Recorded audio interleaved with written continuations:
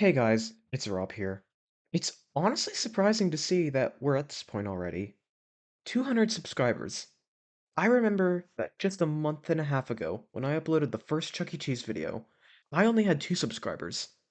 Never would I have imagined, less than 2 months later, having 200 subscribers. So, that's what this video is for.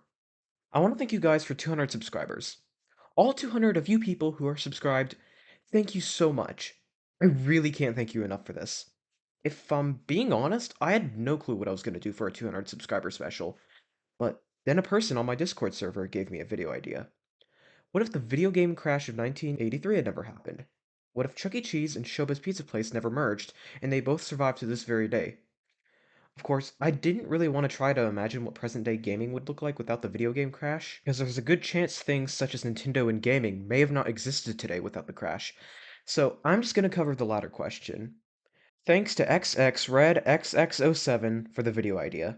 Without you, I'm not sure what I would have done for this special.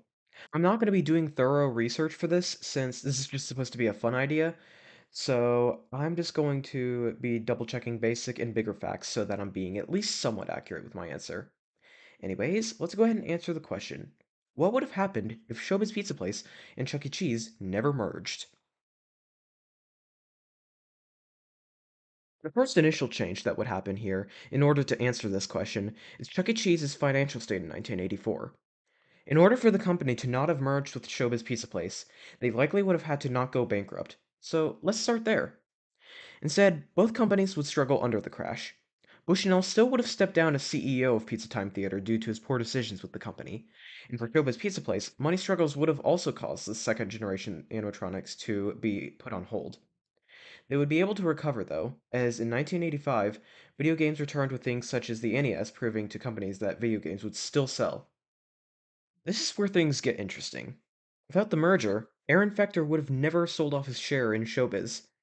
See, Aaron owned 20% of Showbiz, and the initial agreement was that a 90% vote was needed in order to make decisions in the company, meaning Aaron had to agree to every decision in order to let those decisions go through. With the merger, though, Aaron was essentially being forced to sell off 10% since he didn't want to merge with Pizza Time Theater, meaning Showbiz could make the decision to merge. Without that merger, he would have never lost his share, at least at this point. So we won't worry about Aaron and Showbiz Pizza breaking up for now, since the merger wouldn't happen here. Truthfully, it's unrealistic to think that these two businesses would last for very long since they're direct competitors. So one of them would have had to either had to go down or merge with the other business like what actually happened. Even if both managed to survive the video game crash, one would have to go bankrupt eventually since there's no way they could both survive together forever. My guess is that with the combination of Bushnell stepping down as CEO, the less advanced animatronics, and the competition of Showbiz Pizza, of course, Chuck E. Cheese's Pizza Time Theater wouldn't have lasted much longer. Even if Showbiz Pizza was also losing money, my guess is that Pizza Time Theater would go bankrupt by the late 80s due to competition and other issues I already mentioned. With Showbiz Pizza no longer being in danger of going bankrupt, they would need to merge with Chuck E. Cheese, and the company would vanish into obscurity. That doesn't mean everything would be fine and dandy with Showbiz Pizza, however.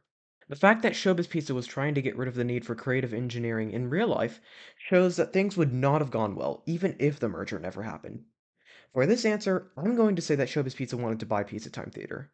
My suspicion is that Aaron still would say no, and that this time they'd be able to accept the answer since they wouldn't really need to purchase the company in order to stay afloat.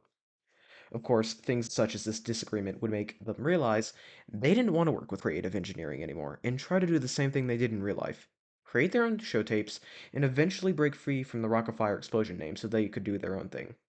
They'd force Aaron to do the same thing of giving them back 10% and dwindle the value of his margin of the company if he didn't do it until it was not worth anything anymore.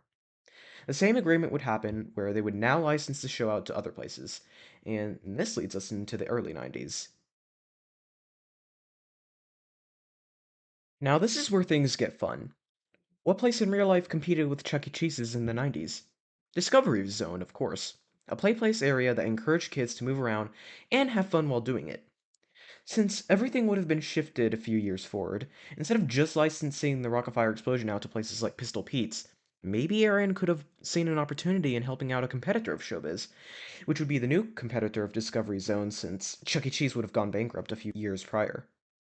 Maybe a break zone could have existed for kids to take a break from all the action, and in that area would be the Rock-afire explosion, entertaining the kids until they were ready to go back and play.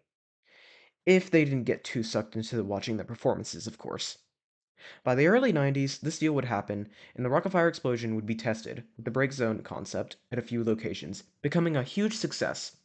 Parents would prefer the idea of having their kids getting exercise over playing video games, and kids would start to enjoy going to these places more as video games became more normalized in the household rather than just going to an arcade to play these games. It would be implemented into all Discovery Zone locations, which at its peak seems to have been 300 in real life. And of course, we can only assume more locations would open if they were doing really well. Maybe because of a certain stage show being there. Showbiz Pizza Place would begin to struggle with the new competition for the first time since the video game crash of 1983. In an attempt to appeal to the cool kids, they'd rebrand their Rock-afire explosion in a similar way to Avenger Chuck, making them all just like the hip and cool kids of the time. Unlike with Chuck E. Cheese, though, this change was not appreciated, as the Rock-afire characters simply did not work well with this brand overall, with Beach Bear being the only one to truly work with this change. Remember this. Aaron had made a deal with Discovery Zone, say 20% like with Showbiz, that he could control the decisions the company made just like with Showbiz. Discovery Zone also allowed Aaron to finally work on those V2 characters he had started several years back, and their competitor began to struggle hard. With Discovery Zone doing so well, having the same band and a better message to get kids active. This isn't to say Showbiz Pizza Place didn't try to fight back, though. They made multiple changes to the restaurants in order to compete with Discovery Zone. Firstly, they changed their main mascot from the fat but lovable Billy Bob to the hip and cool Beach Bear. Since Beach Bear had made the change to the 90s look the best, he was clearly the perfect fit for the new main mascot. He'd ride a skateboard like a Venture Chuck and encourage kids to stay fit, which was helped especially by Showbiz's next edition, Playtubes. It's what made Discovery Zone so popular, so why not include their own? They would have been similar to the Skytubes Chuck E. Cheese introduced, and was a smaller addition within the restaurant. They started including more healthy options on their menu, including a bigger selection for the salad bar and offering more healthy toppings for their pizzas. The changes did little to help the company, however, especially with the decision Aaron had made. He had decided to keep the V2 version of the Rock-afire characters exclusive to Discovery Zone. He knew Showbiz was struggling and decided to nail the final blow with his decision. By the late 90s, Showbiz was struggling very hard, having to close more and more locations as time went on. By now, the V2 version of the Rock-afire explosion had reached across all 400 Discovery Zone locations. Yes, I said 400. What can I say? The addition of the Rock-afire certainly helped Discovery Zone out. By 1999, instead of Discovery Zone going bankrupt for the second time, Showbiz Pizza Place would be the one to go bankrupt. Discovery Zone ran into an issue, however. They expanded too quickly. With how successful Discovery Zone became, being able to bring down Showbiz Pizza Place after several years of competing with them, the growth became too much, and they were being spread too thin. Something had to be done, or else Discovery Zone could soon be in the same boat Showbiz Pizza was in at the time. That's when corporate got the idea to merge with Showbiz in order to gain their assets and be able to make money off of them. Aaron was initially reluctant to the idea since he thought competitors should just die, but he remembered who helped him get his animatronics into restaurant chains in the first place, and the good relationship he had with Brock way back then, and decided it would be fine for Discovery Zone to purchase Showbiz Pizza Place. It's not like they had that much of a choice. If they hadn't, they would have had to close some of the Discovery Zone locations, and that may have not been enough to save them, so buying Showbiz Pizza Place and selling off its assets was the best thing they could do. By the time Showbiz went bankrupt, there were about 100 stores still in operation. So, what did Discovery Zone do? Well, they decided to sell off most of the stores, including the games, play places, the animatronics, and even the buildings. They gave Aaron a 20% cut of all profits received from these sold assets, due to his 20% stake in the company. Remaining stores were converted into Discovery Zone locations. This ended up working, and by 2002, the company was no longer struggling to stay afloat. It was around this time that completely new stage types were experimented with. The classic Rock-afire explosion band was fun, but for consumers, they wanted a bit more variety. This is where the new Rock-afire explosion idea came into place. Now, in real life, this was a stage created in the early 90s which had all the animatronics sides down and put them on a rotating platform, allowing them to be able to circle around the stage. They also had more advanced movements and new designs, especially in the clothes department. In this answer, Aaron would have had the same idea, but with the success the classic stage was having, it would be put on hold. Now, though, in 2002, he'd be asked by corporate to try and create a completely new stage idea with the Rock-afire characters, and he knew this was the time to bring that idea back out. Now that it was the 2000s, the idea could be made for a cheaper cost, so from here, the new Rock-afire Explosion show was born. Like before, the concept was tested at a few Discovery Zone locations, with a plan to roll them out to about half of all locations if it tested well.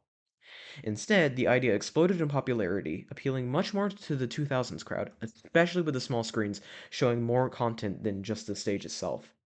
Quickly, the idea was rolled out to half of the Discovery Zone locations, with the classic Rock-afire stages being used for new Discovery Zone locations. By this time, the number of Discovery Zone locations had reached 500. Needless to say, things were going very well for the company, and they were making more money than ever before. It was around this time that they decided to make a movie for the Rock-afire explosion, an origin story of sorts. It was animated, rather than live action like the Chuck E. Cheese racing movie, and released in 2005. It was a big hit for the company, making over 100 million at the box office by the time it left theaters. Though not outstanding compared to other companies who exclusively make movies, for a place like Discovery Zone, it was a big hit, especially since it was made on a budget of 20 million. It was clear by the success of the movie that things would only get better from here, and that they did, especially with the company reaching 600 locations by the end of the decade. The 2010s were an interesting time for Discovery Zone. The decade started with the 20-year anniversary of the Rock-afire explosion in Discovery Zone. For the first time since the early 80s, the Rock-afire explosion would release their second album, courtesy of Creative Engineering, called Oh Dang, our second album, which included a variety of songs they performed in the 2000s. It did quite well for the company, but it was also during this time that corporate noticed untapped potential in their stages. Some kids liked dancing to the music, but there was a distinct lack of room in the break zones to allow them to do so. It was during this time that they tasked Creative Engineering with a new project, a dance floor. Now, guys, don't get mad. I'm not talking about the kind of stuff Chuck E. Cheese is doing nowadays. I'm simply talking about a standard dance floor that would work in tandem with the animatronics. The dance floor would be large enough so that many kids could dance on it at once, and it would be programmed in rhythm to the Rock-afire performances. It was tested at a few locations during 2013 and was successful, allowing kids to be active even when they were taking a break from the action in the play place.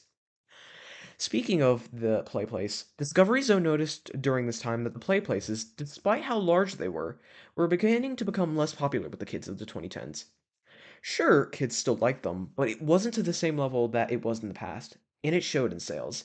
So in 2014, they started on a new concept, a jump park section for their locations. The play places would be sized down, and in that space, the jump parks would be added. By 2015, the idea was ready to begin being tested, and was tested at a couple locations to see the reception. It ended up becoming the biggest success for Discovery Zone yet, and was quickly expanded into other locations. Although some people missed the older play places that were larger, a jump park was certainly a good replacement for those. In fact, it was so successful that in 2017, Discovery Zone reinvented the idea and had the jump parks completely replace the play places. And although nostalgic fans didn't like this idea, the overall reception was good, being one that fared well for the company and allowed it to continue growing. This would be the last major change to happen to the company, as in present day, things would still be going well for them. Around the same time the jump parks were being tested, Aaron tested with the idea of V3 versions of the classic Rock-afire stage. He would start with Beach Bear, seeing if he could implement a way from him to stand up during performances and sit back down. Of course, pneumatics alone would likely not be strong enough to perform this action, so hydraulics were tested.